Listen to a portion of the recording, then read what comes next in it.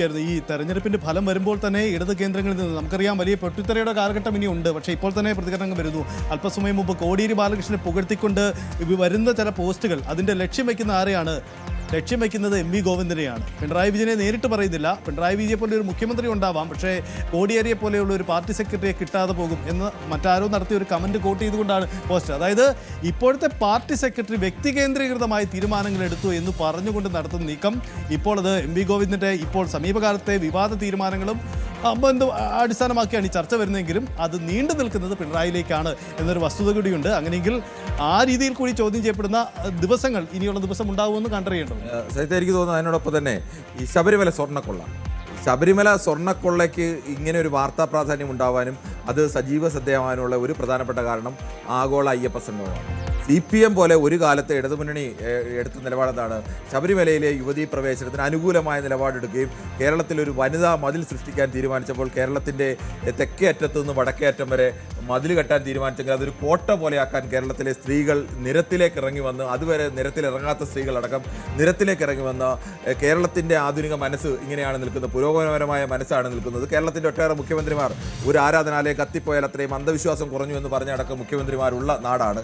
അവിടെ CPM ആ നിലപാടിൽ നിന്ന് പിൻവാങ്ങി എന്നുള്ളത് ചിലപ്പോൾ തന്ത്രപരമായ ചില പിന്മാറ്റമൊക്കെ ചിലപ്പോൾ വേണ്ടി വന്നേക്കാം. പക്ഷേ ഞങ്ങൾ പിൻവാങ്ങിയിട്ട് ഞങ്ങൾ നേരെ മറിച്ചാണ് ഞങ്ങളുടെ നിലപാട്. ഞങ്ങൾ ആഗോള അയ്യപ്പ സംഗമം നടത്തുന്നു. അത് ശബരിമലയുടെ വികസനത്തിന് വേണ്ടിയാണ്. അത് ഭരണം അവസാനിക്കാൻ 2-4 മാസം ബാക്കി നിൽക്കുക, അല്ലെങ്കിൽ 6 മാസം ബാക്കി നിൽക്കുക ആഗോള അയ്യപ്പ സംഗമം നടത്തി അത് ശബരിമലയുടെ വികസനത്തിനാണെന്ന് പറഞ്ഞാൽ വിശ്വസിക്കാൻ തക്ക കേരളത്തിലെ ഒരു അയ്യപ്പ ഭക്തനടക്കം ഒരാളും അത് വിശ്വസിക്കില്ല. അത് അവിടെ മുതലാണ് യഥാർത്ഥത്തിൽ ഈ സ്വർണ്ണക്കൊള്ളയുടെ വിഷയം വന്നത്. സ്വർണ്ണക്കൊള്ള വിഷയം വന്നിട്ട് എന്തായി? പത്മകുമാറിനെയൊക്കെ അവസാന കാലം വരെയും സംരക്ഷിച്ചു നിർത്തി. ഇപ്പം ജയിലിലായതെല്ലാം CPMന്റെ പ്രധാനപ്പെട്ട നേതാക്കൾ. അത് എവിടെയാണ് CPMന് പിന്നീട് മന്ത്രിമാർക്ക് ചിലപ്പോൾ പങ്കില്ലെന്ന് പറഞ്ഞേക്കാൻ കഴിഞ്ഞേക്കാം. അവിടെ കൃത്യമായ നിലപാടെടുത്ത് ആ സമയത്ത് തന്നെ അവരെ പുറത്താക്കി ഒരു ശക്തമായ നടപടികൾ സ്വീകരിച്ചിട്ടുണ്ടെങ്കിൽ ഒരു പരിധിവരെയെങ്കിലും അത് തടയാൻ കഴിയുമെന്ന്. ഈ സ്വർണ്ണമോഷണ ആരോപണം ഈ തെരഞ്ഞെടുപ്പിൽ എത്ര നഷ്ടമുണ്ടാക്കിയെന്ന് വിശദമായി ചർച്ച ചെയ്യപ്പെടട്ടെ. പക്ഷേ ഒരു കാര്യം വ്യക്തമാണ്, നമുക്ക് മുന്നിൽ 2 ജീവിക്കുന്ന ഉദാഹരണം തൊട്ടു മുന്നിലുണ്ട്. എന്താ? 2 ദേവസ്വം മന്ത്രിമാരുടെ തോൽവിയാണുള്ളത്.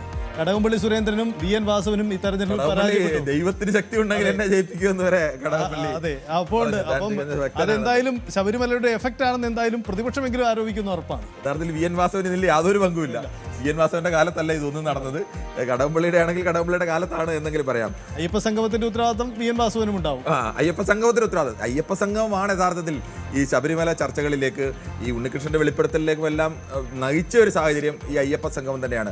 CPM പോലെ ഒരു പാർട്ടി അയ്യപ്പ സംഗമം നടത്തുമെന്ന് ലോകത്ത് അതുവരെ ഉള്ള ഒരു മനുഷ്യരും വിശ്വസിക്കില്ല. എന്ന് മാത്രമല്ല അതിനുള്ളിൽ ഒരു വിമർശനം ഉണ്ടാകുന്നില്ല. അങ്ങനെ ഒരു അയ്യപ്പ സംഗമം നടത്താൻ പോകുമ്പോൾ പാർട്ടിക്കുള്ളിൽ നിന്ന് ശക്തമായ വിമർശനങ്ങൾ ഉയരുകയാണെങ്കിൽ കുറേ ആളുകളുടെയെങ്കിലും വിമർശനം ആ മട്ടിൽ പോയി. ഇതങ്ങനെയല്ല, എല്ലാവരും ഒരുമിച്ച് നിന്ന് ന്യായീകരിക്കുകയാണ്. ഒരു തീരുമാനം എടുക്കുന്നു, ആ തീരുമാനത്തിനെതിരെ എനിക്ക് തോന്നുന്നത് കഴിഞ്ഞ ഒരു 10 വർഷത്തിനിടയിൽ ആണ് VS അച്യുതാനന്ദൻ ശക്തമായി നിന്ന കാലം വരെ, അതിനു മുമ്പ് പിണറായി വിജയനും CA2 പക്ഷവും VS പക്ഷവും ഒക്കെ നിന്ന കാലം പാർട്ടിയിൽ പലതരം പക്ഷങ്ങളും അഭിപ്രായങ്ങളും ഒക്കെ ഉണ്ടായിരുന്നു. അന്നൊക്കെയും ഈ വ്യത്യസ്ത ശബ്ദങ്ങൾ അവർ അഭിപ്രായങ്ങൾ പറയുകയും കമ്മിറ്റികളിൽ വോട്ടെടുപ്പ് ഉണ്ടാവുന്നു, സമ്മേളനങ്ങളിൽ വോട്ടെടുപ്പ് ഉണ്ടാവുന്നു.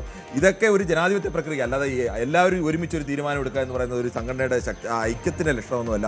ഭൂരിപക്ഷവും ന്യൂനപക്ഷവും എല്ലാ കാലത്തും ഉണ്ട്. ന്യൂനപക്ഷത്തിൻ്റെ അഭിപ്രായങ്ങൾ കൂടി കേൾക്കുക, അതനുസരിച്ച് തിരുത്തലുകൾ വരുത്തുക എന്നുള്ളതാണ്. പക്ഷേ കഴിഞ്ഞ ഒരു 10 വർഷം ആ തരത്തിലേക്ക് CPMന്റെ ഏതെങ്കിലും ഒരു കമ്മിറ്റിയിൽ ഒരു വോട്ടെടുപ്പ് നടന്നതായി, അല്ലെങ്കിൽ ഒരു സമ്മേളനത്തിൽ അങ്ങനെ ഒരു ശക്തമായ വോട്ടെടുപ്പ് നടന്നതായി അതൊന്നുമില്ല. അത് ഒരു ഏകശിലാരൂപമായി മുകളിൽ നിന്ന് ഒരു അഭിപ്രായം വരുന്നു, ആ അഭിപ്രായത്തെ എല്ലാവരും അംഗീകരിക്കുന്നു. അപ്പോൾ അതിൻ്റെ കുഴപ്പം എന്താണ്? തിരുത്തലുകൾ ഉണ്ടാകുന്നില്ല. എല്ലാവരും എടുക്കുന്ന ശരിക്കൊപ്പം അങ്ങ് നിന്ന് ന്യായീകരിച്ചു പോവുകയാണ്. അതാണ് സംഘടനാപരമായി ഉണ്ടാവുന്ന എല്ലാ സംഘടനകൾക്കും പുതിയ കാലഘട്ടത്തിൽ മൂല്യച്യുതികളുണ്ട്. അത് കമ്മ്യൂണിസ്റ്റ് പാർട്ടിയിൽ കഴിഞ്ഞ 10 വർഷം കൊണ്ട് എത്ര കണ്ട് വലുതായി എന്നത് കൂടി ഈ പരാജയത്തിൻ്റെ ആക്കം വർദ്ധിപ്പിച്ചിട്ടുണ്ടാവും. വിശദമായി വിലയിരുത്തേണ്ട വിഷയങ്ങളാണ്. കാരണം അത് ഓരോന്നും ഇഴകേറി വരും ദിവസങ്ങളിൽ മാധ്യമങ്ങൾക്ക് പരിശോധിക്കാനുണ്ട്.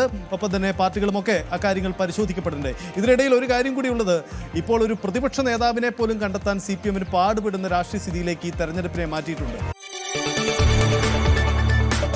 കൂടുതൽ വാർത്തകൾക്ക് News 18 Keralam YouTube channel subscribe ചെയ്യുക.